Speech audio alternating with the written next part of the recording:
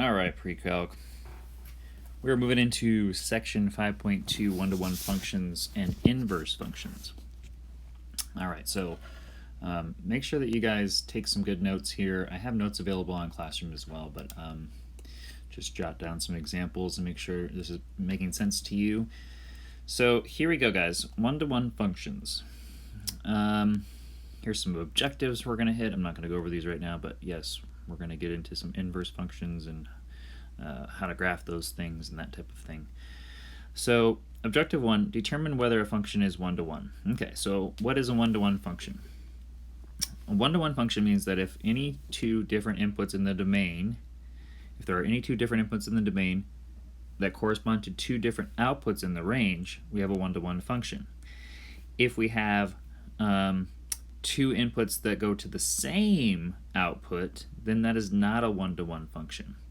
In other words, if I have the points 2, 3, okay, and then I have another point that is 1, 3, then I have two different x's, the 2 and the 1, that are going to the same range, the 3. This is not a one-to-one function, okay?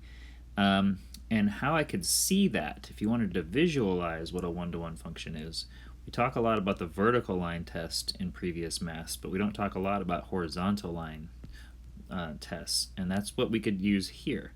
So at 2, 3, we have a point, and then at 1, 3, we also have a point. Notice that this does not pass a horizontal line test. Horizontal line test means that if you drew a horizontal line anywhere on the function, you would only hit the graph once. Here it hits twice. Okay, so this is related to functions. Functions, we can only have one x value linked to every y. Now we're saying it has to be one-to-one. For every x value, there's only one y value. Okay, so it's a little different, but this one now passes the horizontal line test. Okay, so determining whether something is a one-to-one function is now as simple as for everything that's in one domain or possible x values, do we have exactly one range value? And in this case, we don't, right? We have 55 going and 61 both going to 38. Therefore, this is not a one-to-one function, right? For every x, there has to be only one y. This would not pass the horizontal line test. Okay, so here's another definition, and again, it just comes back to what I've already said, the horizontal line test. If every horizontal line intersects the graph of a function f in at most one point, then it is a one-to-one function. What's weird here is that then they give you a non-example, right? So this guy here is not a one-to-one function because it does not pass the horizontal line test. There's these two x values that are giving out the same y value, right? This guy right here. Okay, so example 2 says, using the horizontal line test, okay, so that's what we're trying to do, determine whether the function is one-to-one. So we would graph these. I don't care if you use Desmos or whatever. If you graph y equals x squared, hopefully you know what that picture looks like. You don't even need to graph it. But since it is a U-shape, we know that it's not a one-to-one function because this horizontal line here, in fact anywhere except for down at the vertex, will hit that thing in two places. Okay, so it does not pass a horizontal line test, therefore it is not a one-to-one function. However, if you think about x to the third looks something like this, right? So for this guy, this is an odd function. Okay, and notice the even functions never going to be one-to-one, right? Odd functions without modification typically will be one-to-one. All right, so here the parent function at least would be x to the third is going to be a one-to-one. Even though it appears that somewhere in here things go horizontal, they never truly go horizontal. So there's not two points that have the exact same y value. Okay, so then they show you a picture of that and how it passes the horizontal line test, right? So theorem 1, a function that is increasing on an interval I is a one-to-one function. That's just saying if the graph is going up, right? If it's going up, if it's going up from left to right on some interval, it's a one-to-one function. And if it's going down from left to right on some interval, then that is also considered a one-to-one function because these things pass the horizontal line test. That's all it's saying. If it goes from increasing to decreasing, like this, or vice versa, then we know that we're not going to be dealing with a one-to-one function at that point. All right, so there could be sections that are one-to-one, but if this goes off like this, this part could be one-to-one, this increasing part here starting at this place. But this is just saying on some certain interval, if it's increasing or decreasing, we can get a one-to-one function out of it. So objective 2, determine the inverse of a function defined by a map or a set of ordered pairs. So you guys remember how I told you that when we were composing functions last time, that it can help us determine if something is an inverse. So we're going to do a little bit of that, but here's a definition just to tuck away. It says, suppose that f is a one-to-one function, then corresponding to each x in the domain of f, there's exactly one y in the range, because f is a function. And corresponding to each y in the range of f, there's exactly one x in the domain, because f is a one-to-one function. The correspondence from the range of f back to domain of f is called the inverse function. Okay, the inverse function has this symbol f to the negative 1. That just means inverse. We're not really taking anything to the negative 1.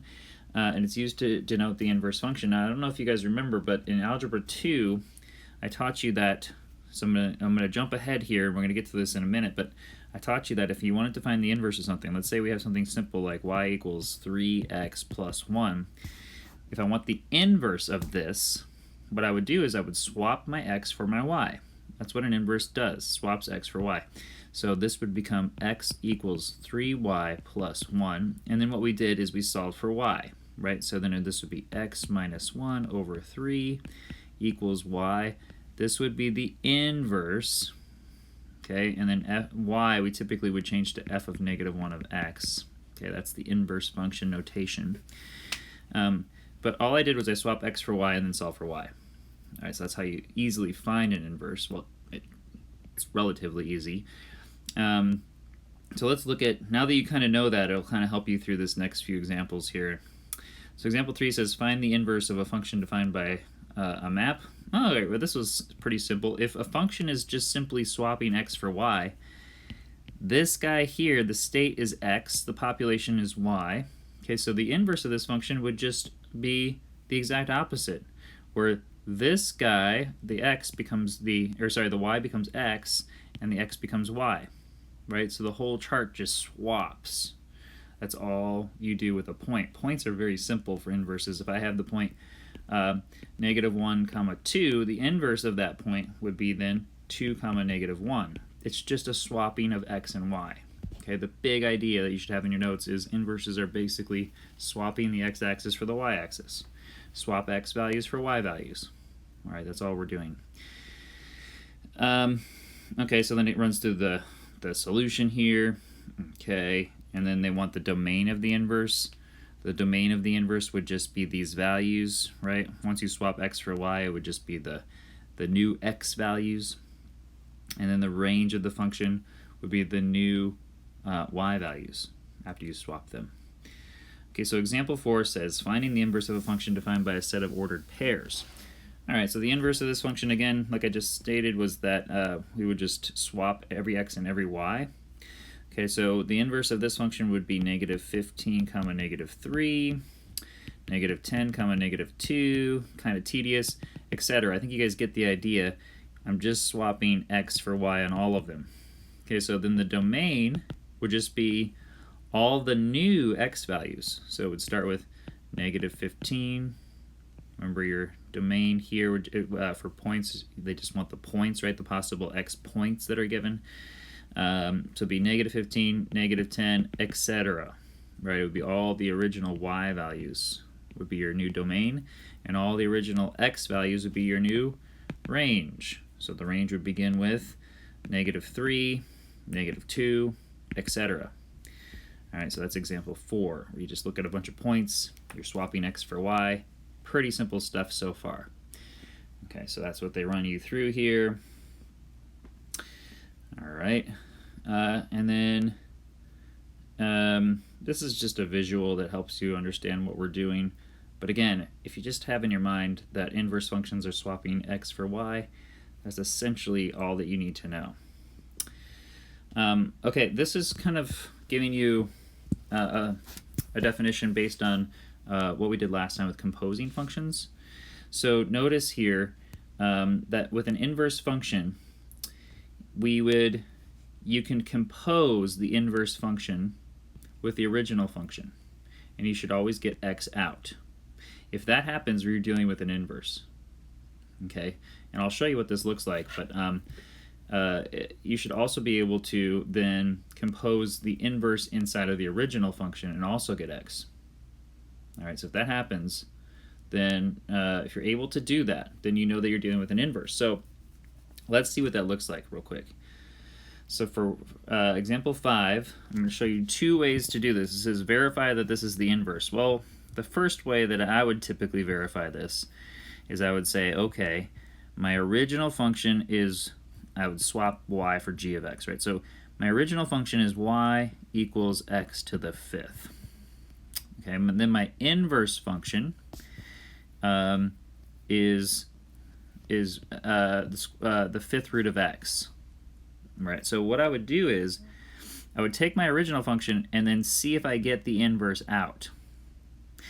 Okay, so let's do that. To find an inverse of something, remember what I told you. I said it's just swapping x for y. This is just going to become x is equal to y to the 5th power, and then solve for y. Okay, so to solve for y, I would have to take the 5th root of both sides. So then y then becomes equal to the 5th root of x. And sure enough, the inverse function here is the 5th root of x. So I just confirmed and verified that that is an inverse. Now the other thing that you could do is you could do what they did down here, and you could compose the function, right? So what I could say is they composed first the inverse. So they took the original function and they put it into the inverse. Okay, so we start with the inverse then, and then we compose it. We put x to the 5th inside.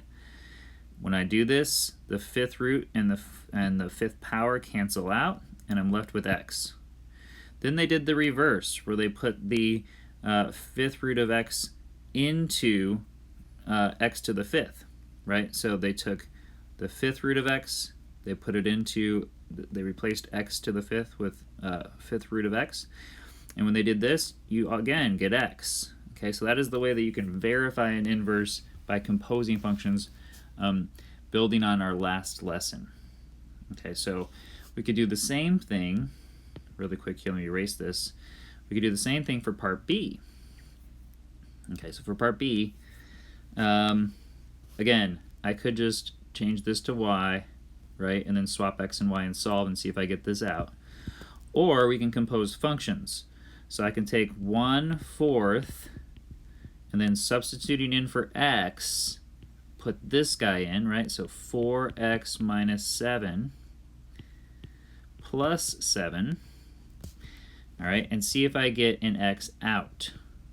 So if I do this, the negative 7 plus 7 goes away, and then I just have 1/4 times 4x. 1/4 of 4 is just 1, so that equals x, so that works out. And then let's take, what I just did was I plugged my f of x into my f of negative 1 of x, my inverse function, and now I want to do the reverse. So in red here, I'll do the reverse, where I take 4 times 1/4 times x plus 7. Another way to write that, by the way, which would be a little cleaner, I think would be a little cleaner, would be x plus 7 over 4. Okay, minus 7. Here, the 4's cancel, and what I'm left with is x plus 7 minus 7, which equals x. So if you get x out when you compose both of those things, you know you're dealing with an inverse as well. That's a lot more work than just swapping x for y, right? So depending on how they do it on the program, I just want you to be familiar with both ways, but that's how you can verify an inverse.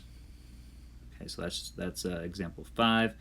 Objective 3 says obtain the graph of an inverse function from the graph of a regular function. So the graph of a one-to-one function f and the graph of its inverse are symmetric with respect to the line y equals x. So yes, you can always check this on Desmos. It's the best place to check this, but if you graph the line y equals x, right, goes right through the origin, an inverse function will always be exactly the same distance from that line over the line. Okay, so no matter what it does, if it's a true inverse, this is how it would happen. So if we look at any point on the line, okay, if you draw a perpendicular here to these points, that distance there will always be the same value. Okay, so it's reflected perfectly across the line y equals x. It is symmetric. So if I have this guy, it says graph the inverse of the function. Okay, so draw the graph of its inverse. So here you go, guys. If they give you nice points like this, if you want to make sure you're doing this correct, remember you can just swap x for y. So if I have the point 2, 1, then I know the point 1, 2 must be on my inverse. So 1, 2 is here. Okay, and remember the line y equals x, which goes like this. I'll try to be good about this here.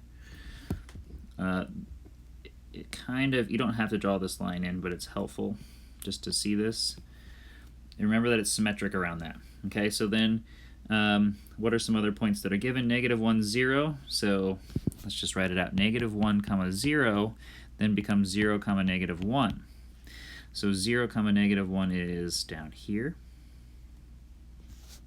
Okay, and then another point that they give us here is -2, -1. That becomes -1.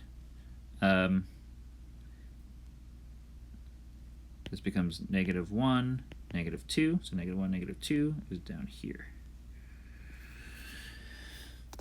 Okay, so here's our line, right? Which is symmetric across that y equals x. All right, so if you want some good symmetry, you can always graph inverse functions, and you can make these really cool patterns, which are symmetrical, which is kind of cool. So there we have graphing inverses. Okay, and they walk you through all of that there. And then objective 4. Here we go. The procedure for finding an inverse function. I've already taught this to you, so you're just going to swap. All this is saying is you're going to swap x for y. You can always check your result by composing functions, right? So let's just do a couple of these here. So example 7 says how to find the inverse of the function.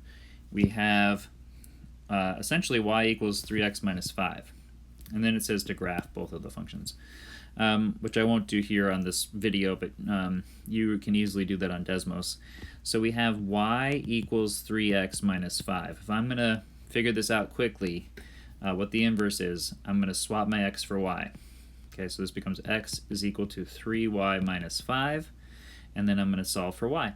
Okay, so I'm going to add 5 to both sides. X plus 5 equals 3y. Divide both sides by 3, and I'm going to get y is equal to x plus 5 over 3. There is my inverse. Okay, so if I graph this guy and then graph my original, they should be symmetric across the line y equals x. All right, so then they run through how to do that. Notice they wrote it as 1/3 times x plus 5. Hopefully they're not too picky and they let you do it either way on your program there. And then they verified it and graphed it, and this is what they got. So there's a picture of it if you want to see the picture of it. And they may have you do a little bit of that in the program, which should be pretty simple once you do the algebra piece. All right, the final couple of examples here, you guys, I know this is kind of a longer lesson, says find the inverse of this function. This function is 1 to 1, but not at x equals 2, because then this would go to 0. Find its inverse function and then check the result. Okay, so it's saying that we could do this as long as x does not equal 2. Let's find the inverse. So what we're going to do here is, I'll just do it down here, is we're going to swap x for y. So this is going to become x is equal to y plus 1 over y minus 2. Okay, the algebra here is a little tricky, so just be okay with playing around with some algebra skills for, a few of these. But I want to just get rid of this denominator here, so I'm going to multiply both sides by y minus 2. So if I do that, I get x times y minus 2 is equal to y plus 1. Now the big idea when you're dealing with x's and y's like this on on the same side of an equal sign is to move things so that all the y's are on one side, all the x's and other stuff is on the other side. So what I think I'm going to do next is I'm going to go ahead and add this this y in on the other side. So I'll distribute this out. So I have xy minus 2x, okay, minus y is equal to 1. So I distributed, okay, to get this guy, and then I moved the y to the other side by subtracting, because I want all my y's on one side. Okay, now to get x to the other side, if I'm going to get x to the other side, what I want to do is, or to get all my y's to one side, I should say, is I'm going to get rid of this negative 2x. Okay, so then I have xy minus y is equal to 2x, uh-oh, I'm running out of room, 2x plus 1. Okay, and then I can take a y out of this. So I know this is like kind of going back and forth, and there's little tricks of shortcuts, but I'm trying to show you the full picture here. If I take a y out of both of these, I would get y then times x minus 1 is equal to 2x plus 1. If I solve for y now, I can divide both sides by x minus 1. Okay, now I have y is equal to 2x plus 1 over x minus 1, and I am done. The algebra is a little bit tedious with some of these like that, but that's the goal, is to just solve for y and get y by itself. Okay, did they do the same thing as I did? Looks like they pretty much did. Okay, so that might take a little bit of practice, and I'm happy to work some of those with you in class. And then what else do we have? Okay, it looks like what they did then is they checked it. Okay, so how they checked it here, and I'm not going to do all this out right now here, just for the sake of time, but to check this, they composed the functions, right? They put f of x into f of negative 1 to the inverse function, and then they put the inverse function back into the original function, and notice they got x out both times, with the exceptions of x cannot equal negative 2 here and 1 here. Okay, so you had to eliminate those from your domain. Final one here, you guys, says finding the inverse of a domain restricted function. Oh, okay, so this is kind of the same thing we just did, but it's just saying here we can find this. Notice we have an even function, so this is not one-to-one, unless we restrict it. Okay, so we know that x squared acts like this, right? This is saying we only want to look at when x is bigger than 0. So essentially, we want to erase the negative part of this graph and only look over there, right? That's what this is saying, is we're going to restrict the domain so that we're only looking at the x values. All right, so then we can actually go ahead and do this as long as we keep that in mind and we've defined it. We can say, okay, we can find the inverse of that thing. So the inverse of that thing, to find that, what we're going to do is do the exact same procedure, right? So they walk you through how to do that. I was looking for some space here, but instead of y equals x squared plus 1, we're going to have x is equal to y squared plus 1, which we could solve for, right? X minus 1 is equal to y squared, so the square root of x minus 1 is equal to y. All right, so square root of x minus 1 would be the inverse of y equals x squared plus 1, as long as we're only looking on that interval. Otherwise, we just can't find a true inverse, right? So that's it, you guys. Hopefully that's a good help to get you started with this, and we'll work some of this together in class. All right, take care, guys.